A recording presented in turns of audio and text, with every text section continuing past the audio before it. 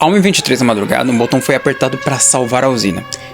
Foi exatamente isso que destruiu tudo. Nos próximos minutos você vai entender por que Chernobyl não foi só um acidente nuclear, foi um sistema inteiro falhando ao mesmo tempo. E o mais tenebroso é que isso poderia ter sido muito pior. Abril de 1986, Ucrânia, na época ainda parte da União Soviética. A usina nuclear de Chernobyl era considerada uma das mais modernas do país. Naquela madrugada, a equipe ia fazer um teste de segurança. Simples, né? Uma coisa de rotina. Esse teste já tinha sido adiado várias vezes. O que ninguém sabia, ou talvez preferia ignorar, é que o reator que eles operavam tinha um defeito de projeto que os engenheiros conheciam e que ninguém tinha corrigido. E esse foi o começo do fim. Fica comigo, hein? Se liga. O reator RBMK-1000 tinha um problema chamado coeficiente de vazio positivo. Em palavras normais, né? Em certas condições, quanto mais instável ele ficava, mais potência ele gerava. Em vez de desacelerar, ele acelerava. Durante o teste, o operador tentou estabilizar o reator numa potência muito baixa, mas aí veio o erro que ninguém esperava. A potência caiu a quase zero. E quando tentaram subir de novo, o reator teve um surto de potência que os instrumentos não conseguiram registrar totalmente. Eles só chegavam até 4.000 megawatts, mas o valor real foi muito maior. A potência nominal máxima do reator era em torno de 3.200 watts. Alguém apertou o botão de emergência para desligar tudo? Esse botão se chama AZ5 e aqui é onde começa a aparecer um roteiro de filme. Esse botão, por causa do mesmo defeito de projeto, antes de desligar o reator, primeiro gerou um pico enorme de energia. Quando os operadores perceberam que o reator estava saindo de controle, eles fizeram o que qualquer pessoa faria, né? Apertaram esse botão de emergência. A ordem era baixar as hastes de controle, parar a reação nuclear e salvar a noite.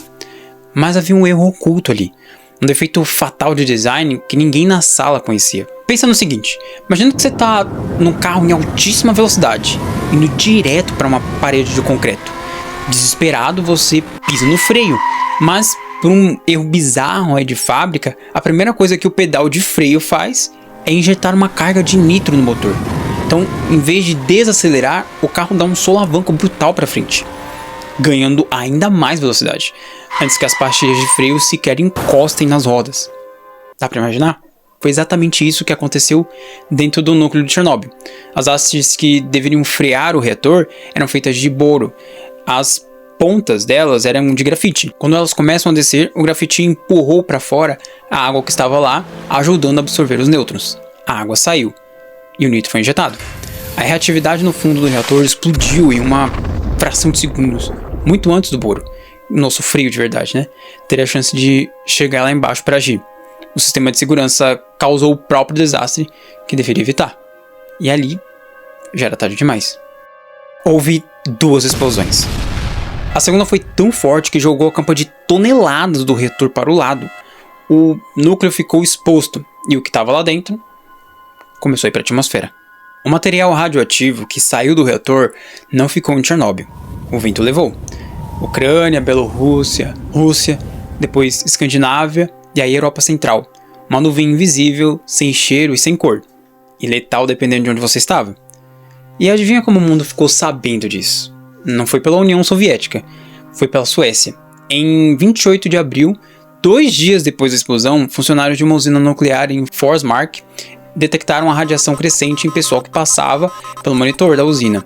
A contaminação estava vindo de fora, mais de 1.000 quilômetros de distância. A União Soviética demorou mais de 36 horas para admitir que tinha acontecido alguma coisa. 36 horas após a explosão, sem nenhum aviso oficial. Imagina isso?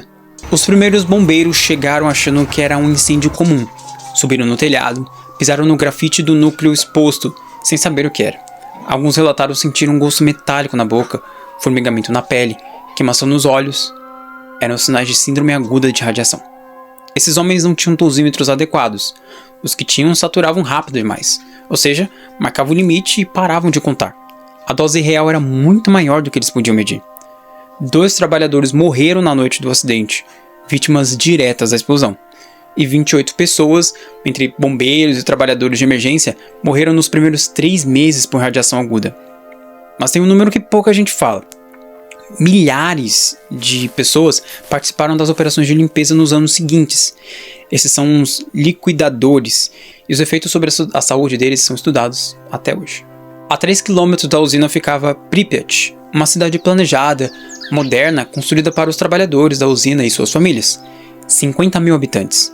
Na manhã do acidente, a vida continuou quase normal. Crianças foram à escola, pessoas foram trabalhar, o parque de diversões estava sendo montado para inaugurar alguns dias depois.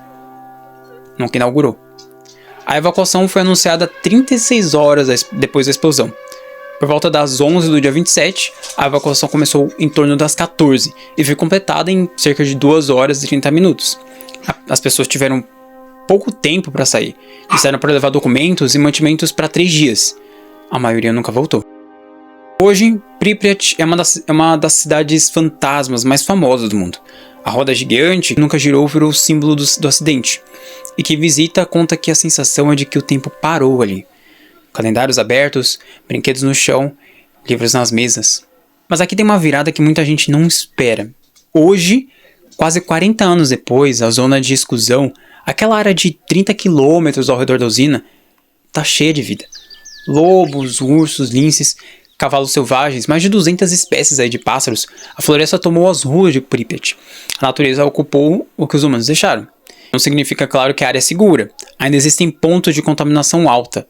O solo, o rio, certos pedaços da floresta, mas sem pressão humana, sem caça, sem agricultura, sem urbanização, a fauna prosperou de um jeito inesperado. Alguns pesquisadores chamam isso de experimento acidental de conservação. A maior ameaça para os animais, aparentemente, continuou sendo o ser humano, não a radiação. Mas quantas pessoas morreram de verdade? Essa é a pergunta que mais gera debate. E a resposta honesta aqui é que depende da forma que você conta, né?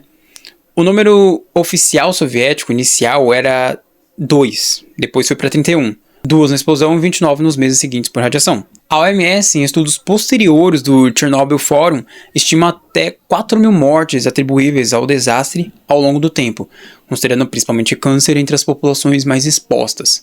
Trabalhadores de emergência, as pessoas que evacuaram as cidades e residentes das áreas mais contaminadas. Outros estudos, usando metodologias diferentes, chegam a dezenas de milhares. Alguns chegam a números ainda maiores. A diferença não é conspiração, é metodologia. Como é que você atribui um câncer a uma radiação de Chernobyl décadas depois, num lugar onde há outros fatores de risco, entende? Essa conta é genuinamente difícil de fazer.